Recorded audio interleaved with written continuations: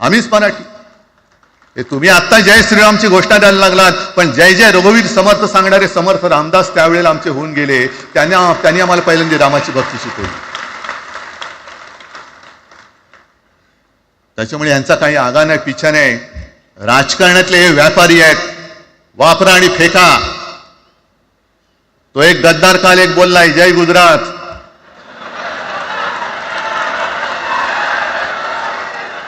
मग किती लाचारी करायची.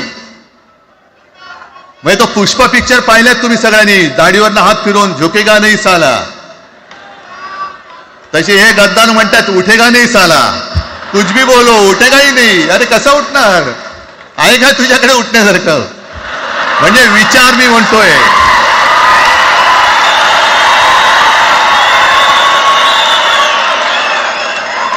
अरे विचार वगैरे मी म्हणतोय.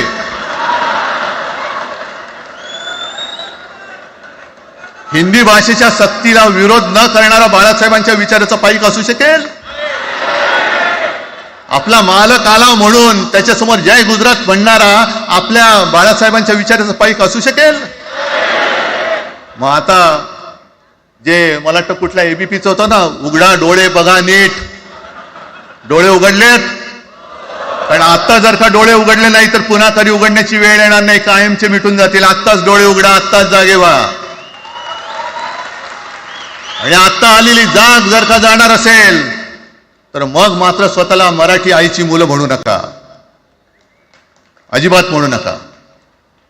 आणि शिवसेना प्रमुखांनी जे काही शिकवलं, एक तर कोणावर अन्याय करू नका, पण तुमच्या अंगावर जर का कोणी हात उगारला तो हात जागेवरती ठेवू नका.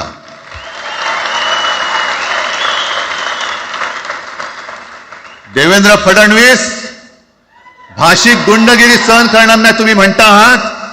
मला एक मराठी माणूस असा दाखवा की जो आपल्या देशात इतर राज्यामध्ये जाऊन गुंडगिरी करू शकतो. हिंमत आहे त्याची. एक मराठी माणूस दाखवा. पण तुमचे सगळे चेले चपाटे उठतायत, कोणावरही आरोप करतायत, तमाशे करतायत. अरे कोणताही मराठी माणूस किंवा कोणताही भाषिक इतर प्रांतीय भाषेत तिकडे गेला, राज्यात गेला आणि दादागिरी करण्याचा प्रयत्न केला तर उभा चिरून टाकतील तिथली लोक. बंगालमध्ये जाऊन बघा, तमिळनाडूमध्ये जाऊन बघा. मग आम्ही आमच्या घरामध्ये आमच्या न्याय हक्काची गोष्ट केली, बरं कोणाशी भांडतो आम्ही.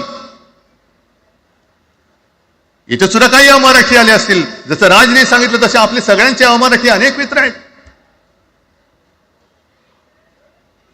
पण त्यांच्यामध्ये आम्ही गुण्यागोविंदाने नांदतोय.